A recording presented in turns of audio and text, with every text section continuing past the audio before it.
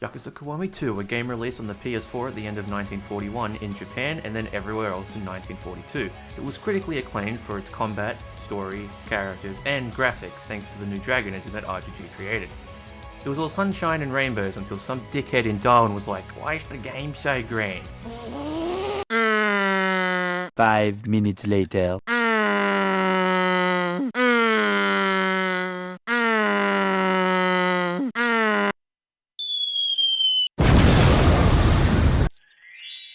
Sorry about that. Majima said that I needed to add a little bit more pizzazz to my intros. Anyway, welcome back employees to the channel. Thank you so much for all the support on the last couple of videos. I've been having a blast playing through the Yakuza games again and going for all the achievements, and this time is no different, as today we'll be tackling Yakuza Kiwami 2. And before I say anything, you guys need to give this game a break. It's one of the most pleasing games to look at. Hop off my goat. Anyways, some people say it's the easiest game to get all the achievements, but I guess we'll have to see if that's true. So sit back, grab some popcorn, and enjoy the video. Now, let's start building shit!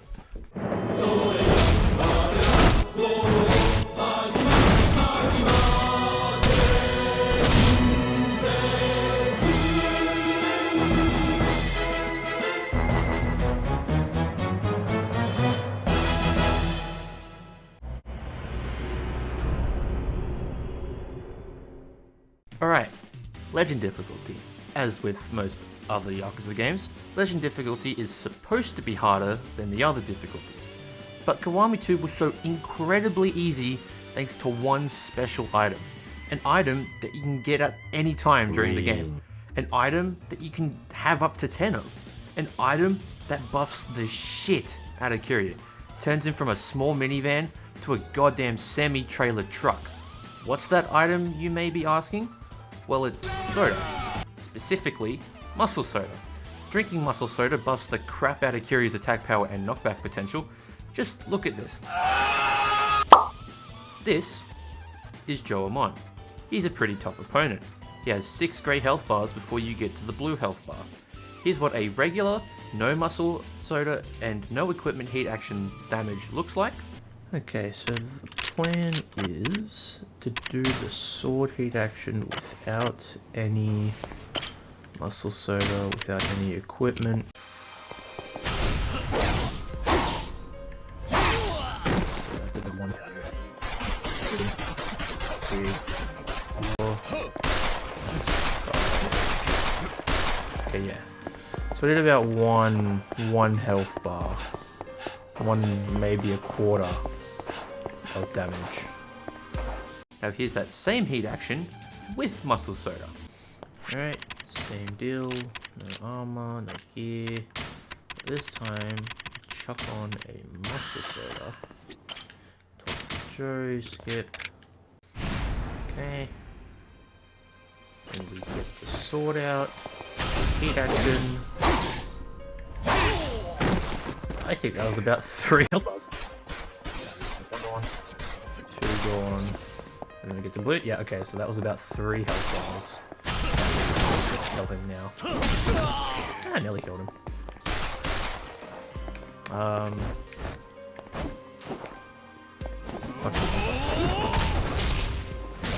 And he's dead.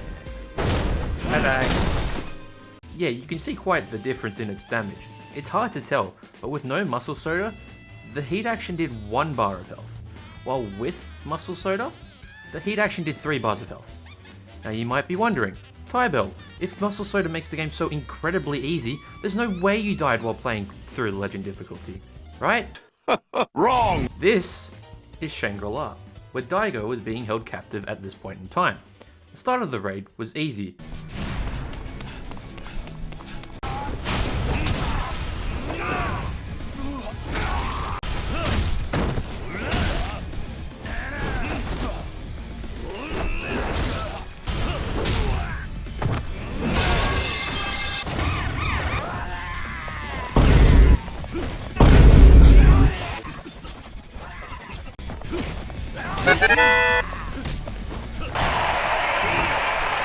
Watch out, watch out, watch out, watch out! Snap into a Slim Jim. Snap into a Slim Jim.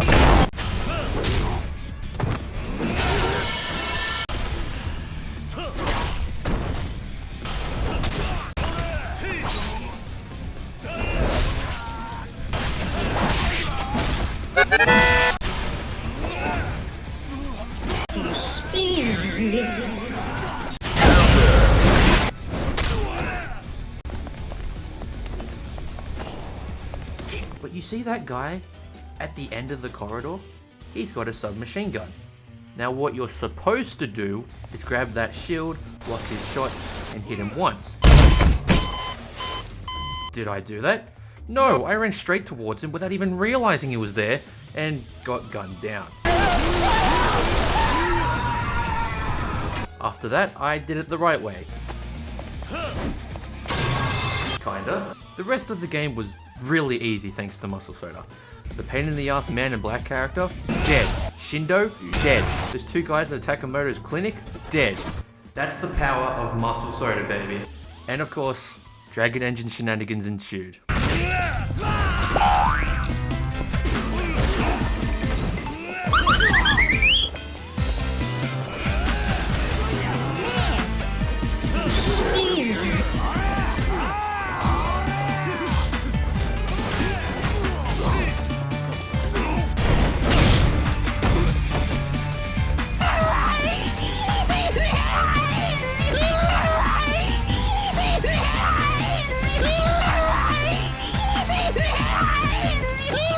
Okay. When I grow up, I want to go to the moon. Why wait?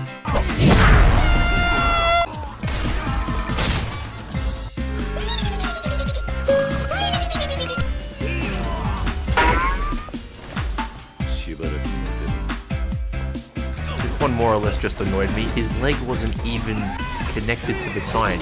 It was way off. Also the money table smash.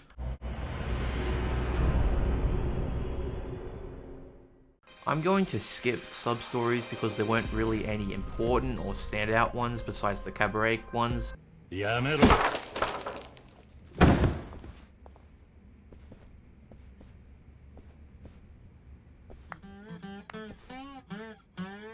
Milk. But I'll discuss them when we get to the business minigames. So I'll just move on to the Amons. That's right, Amons, not Amon. How many Amons, I can hear you asking. There are exactly 4 Amons: Kazuya Amon, Jiro Amon, Sengo Amon, and of course, Joe Amon. There are a couple things to note with the Amon fights. When you get them below a certain health threshold, they'll summon a shield, reducing the damage they take by a lot. It's not infinite, so the best course of action is to run around and wait for it to run out. Shield doesn't decrease the amount of damage heat actions do, so that's also an option. The second thing is that using the same heat action more than once will significantly reduce its damage. Using it one more time after that causes it to do no damage at all. The best course of action is to carry various amounts of different weapons that each have different heat actions, or unique ones like the stove or the iron. Now, with that information out of the way, let's jump into the first Amon.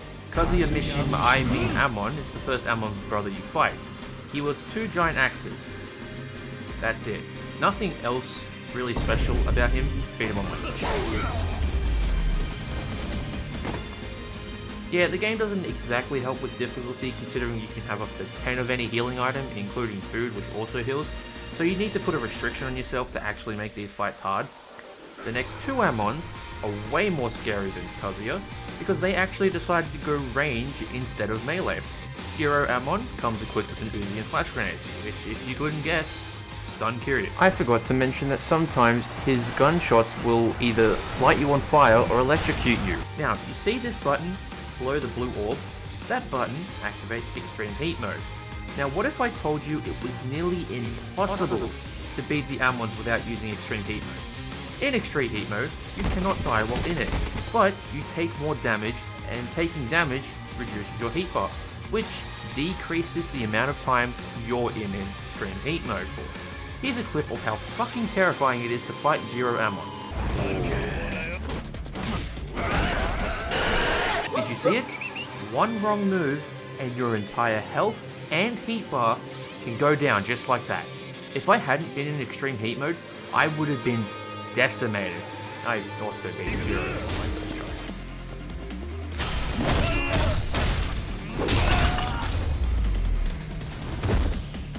Now, remember a minute ago when I said the next 2 Amons are way more scary than Kazuya because they actually decided to go range instead of melee? Well, it was half true. The next Amon is Sengo Amon, who wields a rocket launcher. You'd think with a rocket launcher you just run away and unload rockets, right? Well, let's just say Sengo has a very unique way of using a rocket launcher. Sure, he'll shoot rockets from time to time, but he would rather smack you with the rocket launcher. Oh, but don't worry, the lower his health gets, the more rockets he fires, to the point where you're basically dead if you allow him to start shooting. I almost got him on my first try when this happened.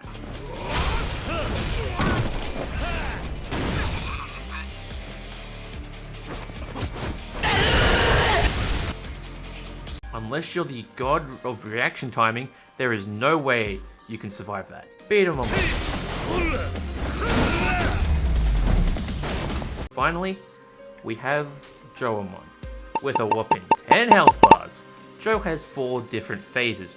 Can't exactly say how many health bars you need to deplete to get him to change phases. It might be 2, I don't know. First phase has Joe wielding the Morning Tempest Katana. Fairly easy to dodge, getting hit will most likely stun you. His second phase has him switching to the Photon Blade. He speeds up a little bit, but nothing much changes. Getting hit will most likely shock you. In his third phase, he will enter his own type of extreme heat mode and change his weapon to a magic katana that's on fire, which as you can probably guess, sets you on fire. This is the most deadly phase. One hit from the sword can completely drain your heat bar, and with his extreme attack speed, can land another hit before you're able to react, killing you instantly. His fourth and final stage sees him bring up his red shield, the one that buffs his defense immensely, but this one is special because it never goes away by itself, unless you hit him with an extreme heat combo heat action, which just at the time he would block. He also whips out 2 photon blades, which can either shock or set you ablaze. I made it my mission to beat this man without using muscle soda, and it did not go well.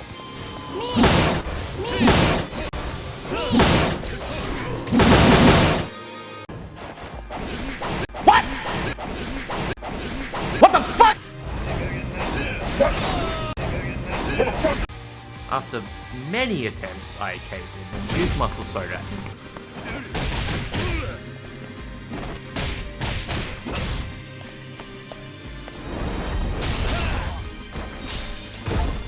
At this moment, while writing this script, I realized I don't feel satisfied with myself. How dare I cave in and use muscle soda? What am I, a loser? A newbie? No, I was going to show Amon what it's like to fight the Dragon of Dojima.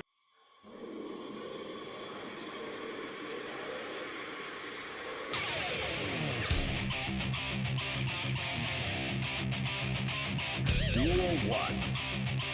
Let's rock.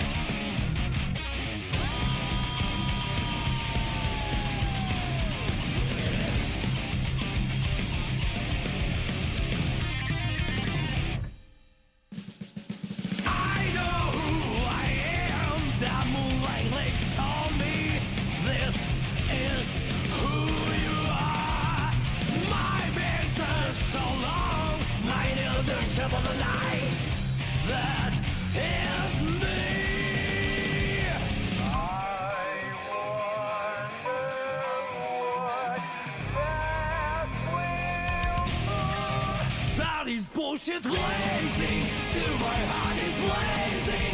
If the words kill me, I don't need a new one under you.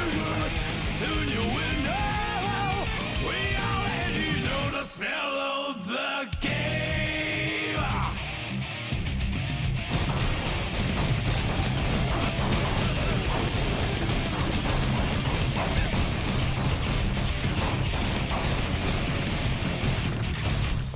Can't you see I'm blazing? Still my heart is blazing. If the words kill me, I don't need a new word under you.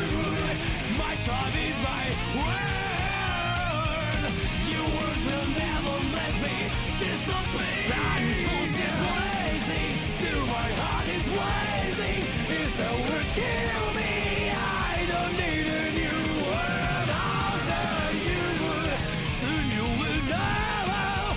We already know the smell of the, know the smell of the, know the smell of the, know the smell of the game. Fuck him up. Yes! Oh, let's go. healing, no muscle soda, no weapons. Yes! Oh my god. Holy shit. Oh my god. Okay, let's finish this fucking script.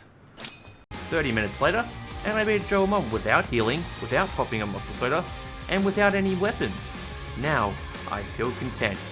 With the defeat of the final Amon brother, the Book of Ultimate Secrets is ours, which allows us to learn a new heat action.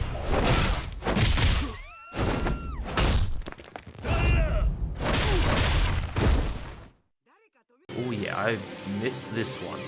While also giving us 2 achievements, Amon defeated and Story of My Life, and being able to recruit the Amon Brothers to Majima construction. Let's move on to something a little less crazy.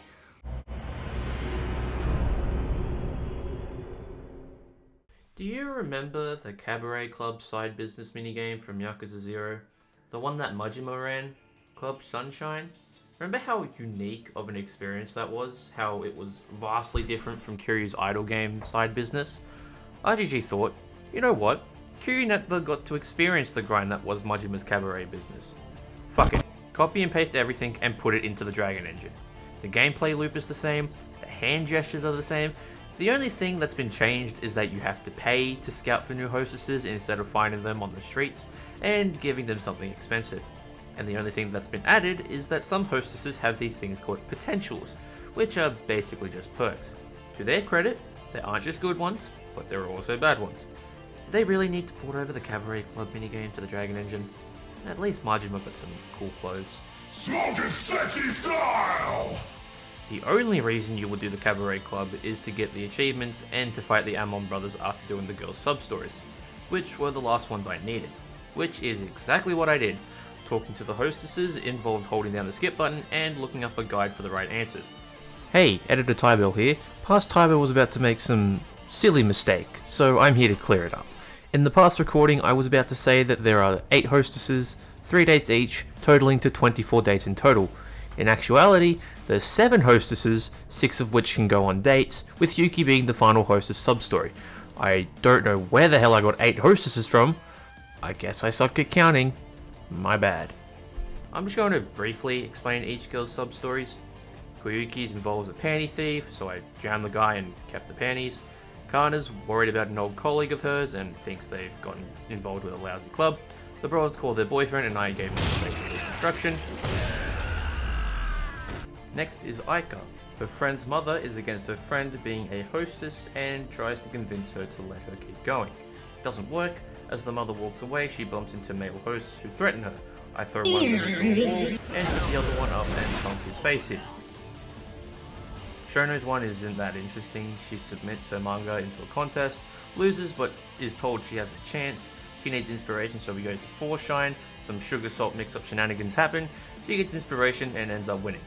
No fight, sadly. Yua left her idol career behind to become a Cabaret Club hostess, but that doesn't mean her past wouldn't catch up to her, as she still gets paparazzi stalking her and capturing any moments that could lead to her downfall. After our date, we get caught by a paparazzi who clips us out of context, and I send his abdomen to the Shadow Realm. Looks like you're going to the Shadow Realm, Jimmy. Now, if you've played through Yakuza 0's Cabaret Club, this sub-story is going to be real familiar. Kurara and Kiryu, over here Yuki, talk to someone she's meeting up with. They suspect it's a secret boyfriend she's kept from everyone. After some very questionable events, turns out it was Yuki's father who was getting married. But back at Foreshine, we find out he got conned yet again. There's one more sub-story involved. It involves Yuki giving us a bonus, and Kiryu, the kind-hearted person he is, wants to use his bonus to buy Yuki something. He goes around the club and asks the girls for things he could possibly buy for Yuki. He can't decide, so he goes to the one person who worked with Yuki and has known her for years, Majima. Kiryu and Majima think about what to get her, then the light bulbs go off. Light bulb. Yeah, it's Kiryu's statue from his side business in Zero, and Yuki is definitely not sarcastic and loves the gift. And that was the final sub-story. It was a tedious process, but they're finally done. I get the achievements for finishing the Cabaret Club storyline, lending an ear to all the platinum hostesses, and registering 30 hostesses. Now onto the much better minigame, and I'm not just saying that because Majima's right behind me, he just likes to watch me edit my videos. The one that isn't a copy-paste from an earlier game, the one that is actually adding onto a previous minigame from Yakuza 6, and that, ladies and gentlemen, is Majima Construction. That's right, Majima left the Tojo clan and decided to create a construction company and employ his former members, including me. You can even see me when Majima first starts running the company. Now, Majima has been tasked with building Kamurocho Hills, the big building in Yakuza 5 and where you fight Ryuji at the end of this game. Now, some very bad people are after the plans for Kamurocho Hills and would do anything to steal it from Majima. That includes destroying our precious equipment. You know what that means? We gotta defend our shit. Majima Construction is essentially a real-time strategy game. You control your units in real time, moving them to the most optimal positions to ensure our equipment isn't destroyed. You gain gold as you defeat enemies, fulfill certain conditions after each wave, for example, you beat it under a certain time limit, and the health percentage of the equipment being above a certain percentage, and by running over any bills that are left on the ground for us to take. You can use this gold to strengthen the workers on the ground, increasing their health, damage, defense, and how often they use their abilities if they have any. There are 3 achievements for Majima Construction. One of them is possessing over 200,000 points in Clan Creator. You may look at that and assume, oh, that's easy, there's 17 story missions, so as long as you're getting above 15,000 points per mission, you should get it. And you would assume right. What you're not told is that you need to get 200,000 points in just one mission. That's impossible, I hear you saying. There's barely enough gold to gain to get over 200,000 points. And you would be wrong. This is Rainmaker. He has an ability where cash drops are worth 5 times the regular amount. We go to this mission, get through the first couple of waves, and wait for the massive cash drop. Activate his ability and then bam, 400,000 points in one mission. The next achievement is simple. Recruit over 50 employees. This can be done from sub-stories and scouting, and the last one was completed in the Majima Construction storyline. Simple enough.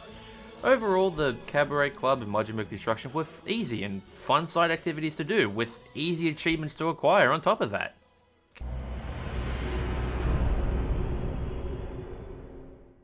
Guess what, guys? Guess who's back? The little gremlin, the little rapscallion, the one who wanted Kiryu to be an expert NPC in Pool.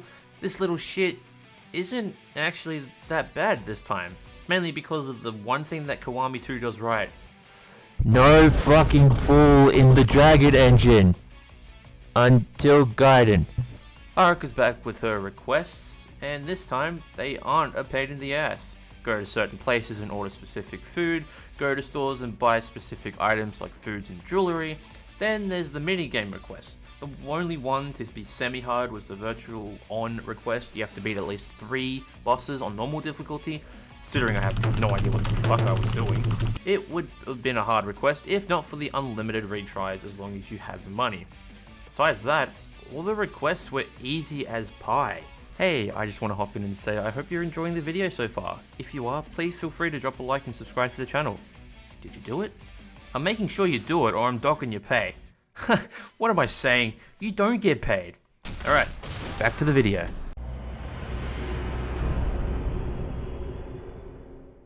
Alright, ladies and gentlemen, you know the drill. There were some achievements I went for before starting the completion list.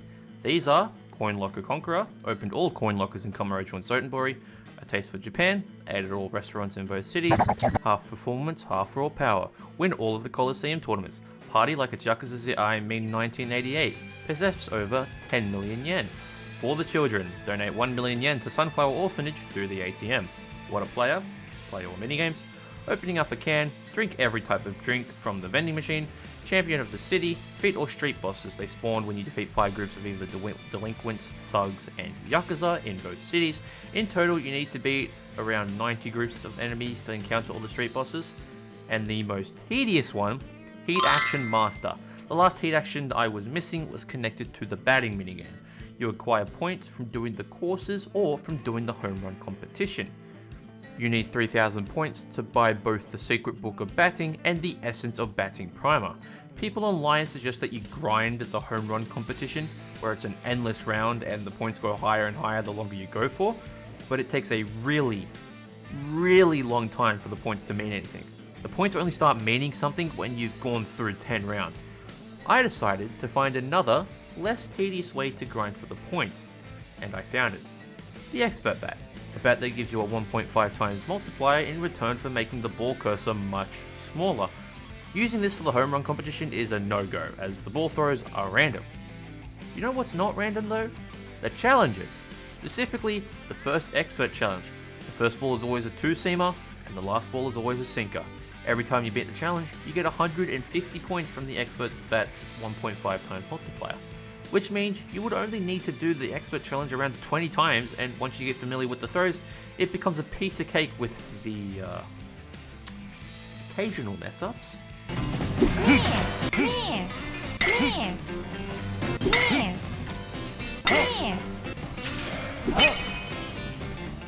Success! 3,000 points were mine, and I could finally use a baseball bat. And I got the achievement, I guess.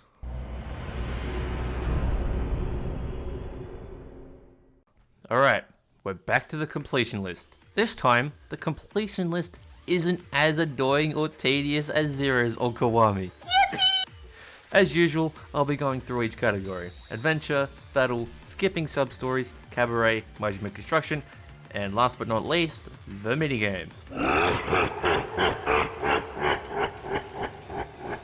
The adventure category is basically the same as usual. Eat every menu item at every restaurant, drink all of the different vending machine drinks as mentioned earlier, and of course fulfill every single one of Haruka's requests. Nothing much for the battle category, just need to activate instant win mode 50 times, learn 50 different skills, win 30 tournaments, and complete 20 bouncer missions. Don't know what those are? We'll get into that shortly. For the Cabaret Club, I needed to accommodate at least 300 customers, make 100 million yen through the club, purchase 20 different accessories and 10 different hairstyles for the ladies. For Majima construction, just pretend I recorded footage for these and totally didn't forget. I needed to defeat 1,000 enemies in battle, send out 20 recruitment flyers, activate 30 skills for employees, and clear all 17 main missions. Now, onto the minigame category, which is a hell of a lot easier than Kiwami and Zero. Compare this to this. See what I mean? You have the usual, get 1,000 tags or chips in the casino and gambling hall minigames. I got these while going for Haruka's Requests. Complete every difficulty challenge course in the batting center. 150 home runs while participating in the home run contest. Play all styles of darts, beat all dart rivals, 300 points in all the closest to the pin courses while also sinking the ball into the hole. Getting 3 bingos in the bingo challenge. Then there's the photo shoot minigame, and I'm not going to go deeper as I will 100% be getting demonetized if I show any more, so on to Mahjong and the arcade minigames. In the arcade section, there are 3 different arcade minigames. Virtual On, Virtual Fighter 2, and Toilets. First 2 was easy! All I needed to do was play every character. Nice and simple. Toilets was a whole different story. There are 2 different modes for Toilets. The North Wind and the Sun, and me, piss hard enough for the woman's skirt to fly off. I can't trade that as I do want money. Was pretty easy. And Milky Nose, where you try to match the opponent's power. You basically want to piss at the same rate as your opponent. Surprisingly, I had a lot more trouble on the easiest difficulty. I beat normal and hard on the first try, but easy took several attempts. Finally, Mahjong. It is much easier this time around as you only need 100,000 points, get Ron or Sumo 30 times, and participate and win in every Mahjong table and tournament. I forgot to press my shadow play button when I got the achievement, but here's a Kiwami Bob message as proof that I completed the completion list.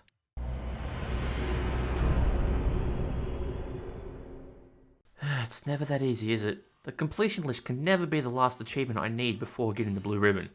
Now you might have noticed that it says achievements and not achievement. That's because there are 3 achievements I need to get before getting the blue ribbon. They all flow into each other. Remember earlier I mentioned that I haven't talked about the bouncer missions? Well, now's the time. Bouncer missions are basically small long battles that take place in Kamurocho and Sotenborg. You defeat certain bosses. Only problem is, you cannot heal during the mission. I had barely started the grind while playing through the story, waiting until I had higher stats and better gear to tackle the bouncer missions. There are 26 bouncer missions, each having 3 difficulties, normal, hard, and legend. The first 23 were easy, thanks to this gun I bought from this guy that got unlimited ammo. Between a rock and a hard place and Eternal Twilight were the first missions to give me trouble. The pawns weren't all that difficult, but once you reach the end, you fight an Amon brother. In Between a Rock and a Hard Place, you fight Kazuya, and in Eternal Twilight, you fight Jiro.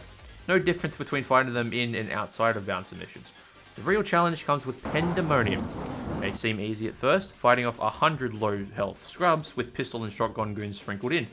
But once you finish that final enemy, and that music finally kicks in, you know you're in for some shit. I would play more of the song, but I want money. This mission is hard. Like, really hard. Once you defeat the last enemy, Kazuya spawns in with some backup. You'd think it'd be a good idea to get rid of the ads so you have less to deal with, but it isn't. Once you defeat a certain amount of enemies, the next Amon brother spawns, and you do not want to be dealing with all three at the same time.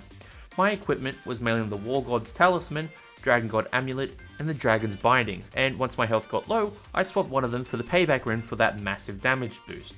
Kazuya is pretty easy. Go into extreme heat, and heat action him as much as you can before he gains his shield, running around this thing till his shield runs out, then finish him off with a heat action.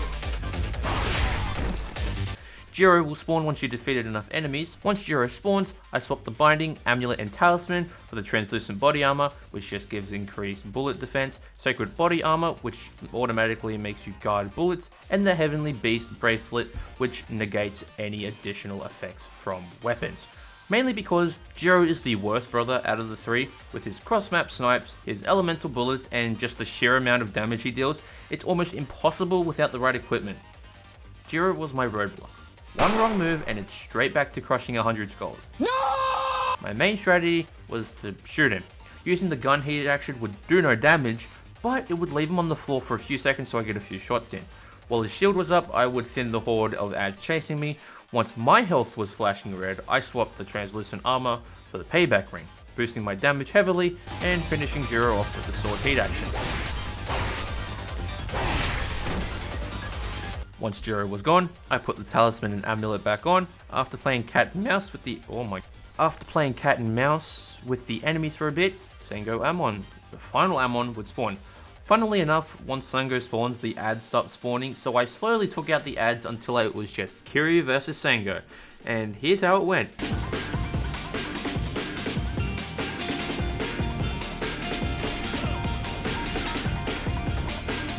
Success! Yes, you saw that. I beat Sango Amon with a stove. A freaking stove. Besides that, I get the achievement for completing every bouncer mission, unlocking the Essence of Brawling God skill, which allows taunting to fill the heat bar to full, allowing me, Tybell, CEO of Tybell Construction, a subsidiary of Majima Construction, to get the last three achievements. You're Not Welcome, Battle Skills Master, and finally, Skill Master. And after all that, I get the blue ribbon for Yakuza Kiwami 2. And that is another Yakuza blue ribbon. And to be honest, the rumors that Kiwami 2 is the easiest blue ribbon to get were right. The only hard part was Pandemonium on Legend difficulty, the completion list was easy, the random achievements were easy, basically everything was easy. I had a hell of a fun time going through Kiwami 2 again. It's probably my third favorite Yakuza game combat-wise. Oh, right, the tier list. It's going into the pretty easy tier. Pandemonium on Legend difficulty was definitely a hard, yet fun challenge, but everything else was really easy. Now, at the end of the Kiwami Blue Ribbon video, I asked you guys whether or not I should Blue Ribbon the games in order, or I could choose which game was next. Now let me just check the comments and... oh. Surely only one person wants me to go in order. Surely it's only 2 people who want me to go in order. Oh, no, not you two. Alright. The next blue ribbon will be Yakuza 3. God save my soul.